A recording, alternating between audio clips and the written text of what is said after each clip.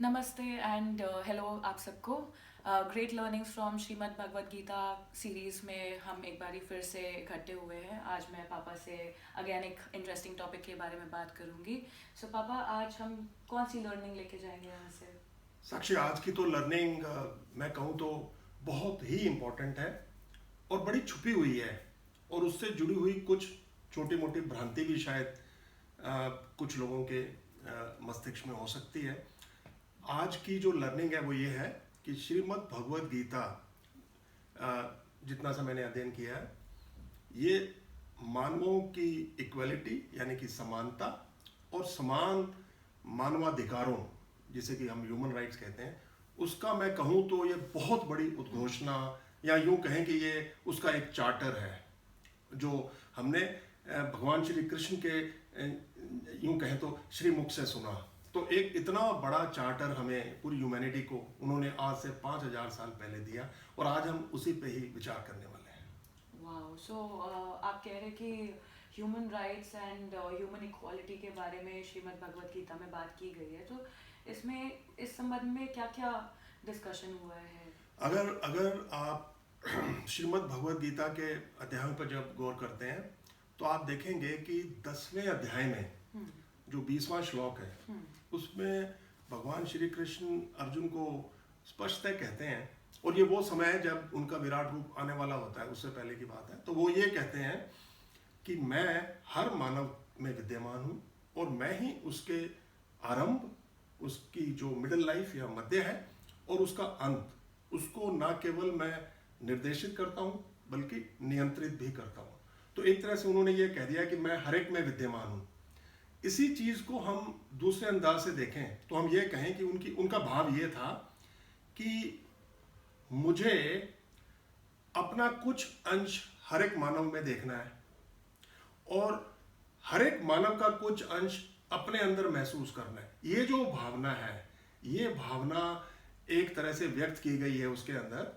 और ये भावना ही अगर बड़े रूप में देखें तो हम कहते हैं वसुधैव कुटुंबकम, जिसका मतलब है कि भाई पूरी दुनिया ही हमारा कुटुंब है। तो मतलब हम सब आपस में जुड़े हुए हैं, क्योंकि सबके अंदर हरि का रूप है या गोविंद का रूप है। तो ये जो हमने 10वें अध्याय में सुना, इसी को अगर हम दोबारा देखें तो 7वें अध्याय के 7वें श्लोक में यही चीज है, जिसमें उन्होंने ये कहा कि हर एक मानव में मैं उसी तरह से विद्यमान हूं जिस तरह से एक बड़ी सुंदर कोई मोतियों की माला है।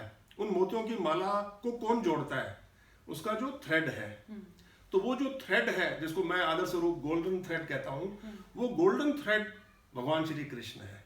सो उन्होंने ये घोषणा करके बड़ा स्पष्टता कह दिया कि मानवों में कोई फर्क नहीं है, सब मानव एक समान है और सबको एक ही से अधिकार प्राप्त है। ओके। सो पर पापा, जब हम ये बात कर रहे हैं तो इसमें आपको थोड़ा सा कॉन्ट्रडिक्शन नहीं दिखता कि वर्ण व्यवस्था की एक तरफ हम बात कर रहे हैं और फिर हम उसके अलावा फिर ह्यूमन राइट्स की बात कर रहे हैं, ह्यूमन इक्वालिटी की बात कर रहे हैं, पर बीच में हम वर्ण व्यवस्था को लेके आ रहे हैं। तो थोड़ा कॉन्ट्रडिक्टरी नहीं हो गया ये? ये कॉन्ट्राडिक्टरी तब लगता है जब हम गीता में दिए गए श्लोकों की विवेचना एक संतुलित प्रकार से नहीं करते हैं, या खुले दिमाग से नहीं करते हैं, या पूरा उसको समझते हुए नहीं करते हैं।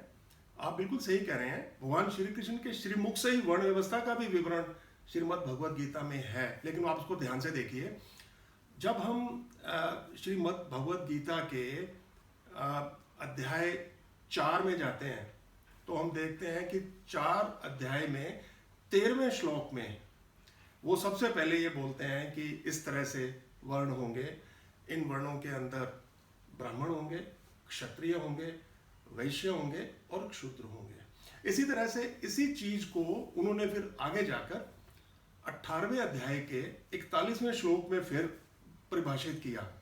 मैं आपको इसका पूरा बैकग्राउंड देता हूँ, इसका पूरा आपको पृष्ठभूमि बताता हूँ। जो व्यवस्था वर्ण व्यवस्था में एक्सप्लेन की गई है, इसको अगर आप ध्यान से देखें तो ये एक तरह से डिवीजन ऑफ लेबर वाला कंसेप्ट है, जिसके अंदर ये कहा गया कि समाज के अंदर संतुलन बनाए रखने के लिए जरूरी है कि हर प्रकार की एक्टिविटी के लिए, हर प्रकार के कार्य के लिए कोई एक बहुत ही दक्ष वर्ग होना चाहिए जो उसको करे, तभी सब काम सफलता से और बड़े ही अनुशासित तरीके से संपादित होंगे। हम ये अच्छी तरह से जानते हैं साक्षी कि हमारे शास्त्रों में हमारी 3 तरह की प्रवृत्तियां, 3 तरह के हमारे गुण बताए गए हैं। कौन से? सत्व, रजस और तमस। ठीक है, तो भगवान श्री कृष्ण ने जो ये सारी व्यवस्था दी उसको आप इस अंदाज से देखिए कि ब्राह्मण वो होगा जिसमें सत्व का कंप्लीट डोमिनेंस होगा। तो कोई व्यक्ति जिसके अंदर सत्व गुण डोमिनेट करते हैं उसको ब्राह्मण की पदवी या ब्राह्मण का स्थान मिलेगा। जिस व्यक्ति में सत्व और रजस हो लेकिन डोमिनेट रजस कर रहा हो, ठीक है, समझ रहे हैं आप, मतलब सत्व भी हो रजस भी हो लेकिन डोमिनेट रजस कर रहा हो, वो होगा क्षत्रिय। इसी तरह से जिसमें रजस भी हो और तमस भी हो लेकिन डोमिनेट कर रहा हो तमस, वो होगा वैश्य। ठीक है, और जिसमें केवल तमो गुण हो वो वर्ग होगा शूद्र। अब जब ये व्यवस्था सारी दी गई तो इसमें कहीं भी ये निर्दिष्ट नहीं है, ना ही कोई इंटेंशन है, ना ही ऐसी सोच है कि कोई अच्छा या बुरा है, ऐसा नहीं है। गुणों के आधार पर कोई ब्राह्मण बनेगा, कोई क्षत्रिय बनेगा, कोई वैश्य बनेगा, कोई शूद्र बनेगा। और आपको जानकर बड़ी ये बड़ा रोचक लगेगा, भगवत गीता में ही भगवान श्री कृष्ण ने ये बड़ा स्पष्ट है कहा कि ब्राह्मण वो होगा जिसके अंदर ये 9 गुण होंगे। उन्होंने वो 9 गुण लिखे हैं। वो कहते हैं क्षत्रिय वो होगा जिसमें ये 7 गुण होंगे, वैश्य वो होगा जिसमें ये 4 गुण होंगे। आप जब पढ़ेंगे तो आपको पूरा देखने में आएगा। और शूद्र वो होगा जिसमें ये 1 गुण होगा जो लेबर का गुण है। द पॉइंट इज, वो जो कहना चाह रहे हैं, जो भगवान श्री कृष्ण एक्सप्लेन करना चाह रहे हैं, वो ये कह रहे हैं कि गुण आधार पर, गुण के आधार पर, ना कि जन्मा आधार पर, मतलब बाय वे ऑफ बर्थ। सो जन्म के आधार पर नहीं बल्कि गुणों के आधार पर ये तय होगा कि कौन ब्राह्मण है, कौन क्षत्रिय है, कौन वैश्य है, कौन शूद्र है। एक उसको मोटे तौर पे कहें तो राजा का बेटा राजा इसलिए नहीं बन जाएगा कि वो राजा का बेटा है, राजा का बेटा इसलिए बनेगा कि उसमें क्षत्रिय के वो सारे गुण हैं जो भगवान श्री कृष्ण जो 7 गुण मैं आपको बता रहा हूं। तो ये व्यवस्था जो है, अगर हम इसको इस अंदाज से देखते हैं तो कहीं भी कॉन्ट्राडिक्शन नहीं है। प्रॉब्लम थोड़ी सी बस ये पैदा हो गई कि जो हमने गुणाधार पे सारी व्यवस्था भगवान श्री कृष्ण ने इतनी सुंदर व्यवस्थित की थी, आने वाले समय में धीरे धीरे उसका थोड़ा सा उसमें विकृति आती गई और वो जनाधार से लिंक हो गई, जन्माधार से, सॉरी। तो जन्माधार का मतलब है बाय बर्थ। तो ब्राह्मण का बेटा ब्राह्मण, वैश्य का बेटा वैश्य। और तो इसलिए भगवान कृष्ण की व्यवस्था जो है उसमें जो वर्ण व्यवस्था दी गई है वो किसी भी प्रकार इक्वालिटी को कॉन्ट्राडिक्ट नहीं करती, रादर दोनों बड़े अच्छी तरह से इकट्ठे चलते हैं। Basically, it's more like personality traits as compared to आपके जो एट्रीब्यूट्स हैं वो डिसाइड करेंगे कि समाज में आपको क्या रोल प्ले करना है। केवल किसी के यहाँ जन्म लेने मात्र से आपको वो अधिकार प्राप्त नहीं होगा, वो स्थान प्राप्त नहीं होगा।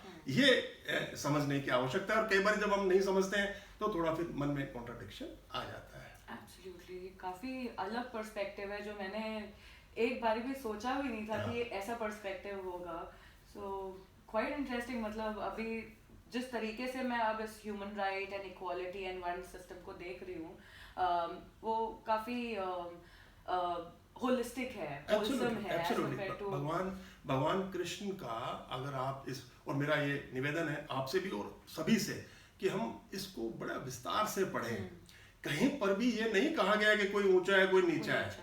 हमारे गुण डिसाइड करते हैं हम ऊंचे। और देखिए कितनी सुंदर बात है, यही चीज हमारे गुरु ग्रंथ साहब के पृष्ठ संख्या 485 पे आप जाइए, वहां पर एक बहुत सुंदर शब्द है जो कहता है सब गोविंद है, सब गोविंद है, गोविंद बिन नहीं कोई।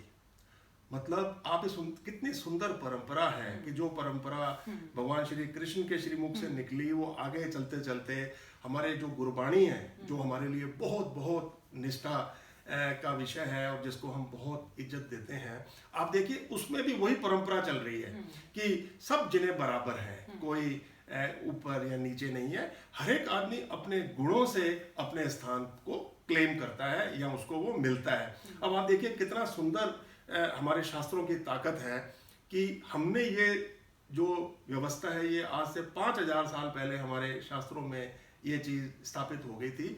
लेकिन आप देखिए 10 दिसंबर 1948 को संयुक्त राष्ट्र संघ, जिसको हम यूएनओ कहते हैं, उसने मानवाधिकार की सार्वभौमिक, जिसे हम universal declaration of human rights कहते हैं, वो घोषणा की। और हालांकि हम उसके मेंबर हैं और हम उसको बिल्कुल, हमने उसको उस ट्रीटी को हमने ज्वाइन भी किया और हम उसको फॉलो भी करते हैं। लेकिन मैं कह रहा हूं कि हम, हमारे लिए कितने गर्व का विषय है कि जो चीज 1948 में जाकर पूरी ये जो है ग्लोबल फैमिली ने बैठ के की, वो हमने आज से 5000 साल पहले ना केवल कर दी थी, बल्कि आप देखिए कि उनके भगवान श्री कृष्ण के बाद जितनी परंपरा आई सब जगह, जैसे मैंने आपको गुरु ग्रंथ साहब के बारे में बताया, बाकी शास्त्रों में भी इसी तरह से है, सब जगह ह्यूमन इक्वालिटी और ह्यूमन राइट्स को बहुत बड़ा स्थान दिया गया।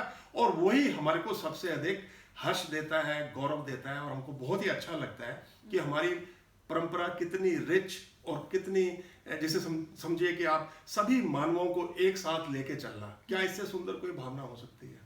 So it must give all of us a lot of pride, and there lies the richness of our scriptures. I definitely agree to that, and मेरे को लगता है आज जो मैंने सीखा है वो काफ़ी ज़्यादा मेरे लिए यूज़फुल होएगा। तो क्या सीखा तुमने?